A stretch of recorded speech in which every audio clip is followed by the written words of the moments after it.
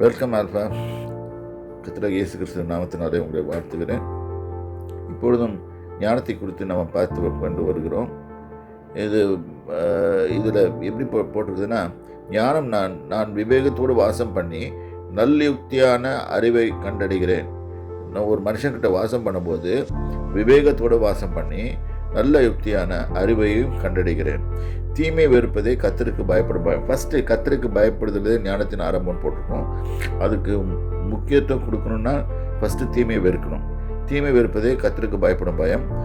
அது கர்த்தருக்கு பயப்படுதலே ஞானத்தின் ஆரம்பம்.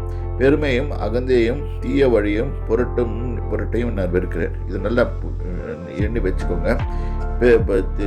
தீமையை வெறுப்பதே கர்த்தருக்கு பயப்படும் பயம் ஒன்று. பெருமை நம்ம கிட்ட இருக்கக்கூடாது.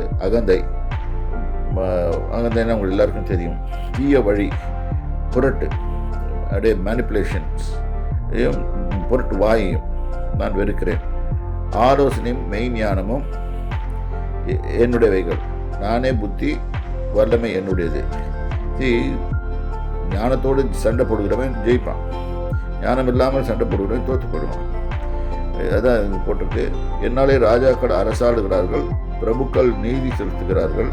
என்னாலே அதிகாரிகளும் பிரபுக்களும் பூமியில் உள்ள சகல நியாயாதிபதிகளும் ஆளுகை செய்து வருகிறார்கள்.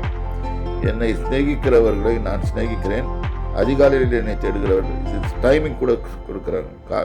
ப்ரையாரிட்டி, அதிகாலமே தேடுகிறேன்னா ப்ரையாரிட்டி, நம்பர் 1 ப்ரையாரிட்டி. எனக்கு கொடுத்தீங்கன்னா நான் உனக்கு ப்ரையாரிட்டி கொடுப்பேன். ஆனால் என்கிட்ட என்ன இருக்குதுன்னு கேட்டு சொல்லுதுன்னு ஞானம் சொல்லுதுன்னு சொல்லுன்னா, ஐஸ்வர்யமும் கனமும் நிலையான பொருளும் நீதியும் என்னிடத்தில் உண்டு. அதாவது ஐஸ்வர்யம் இருக்குது. ஐஸ்வர்யம்னா நம்ம வெறும் வெல்த் ஒண்டி நடக்காதீங்க. எல்லாம் நல்ல வாழ்கிறது கூட ஐஸ்வர்யம் தான். கனமும் நல்ல ஒரு இது மக்களால் மதிக்கப்படுறதுக்கு கனம். நிலையான பொருளும் நீதியும் என்னிடத்தில் உண்டு.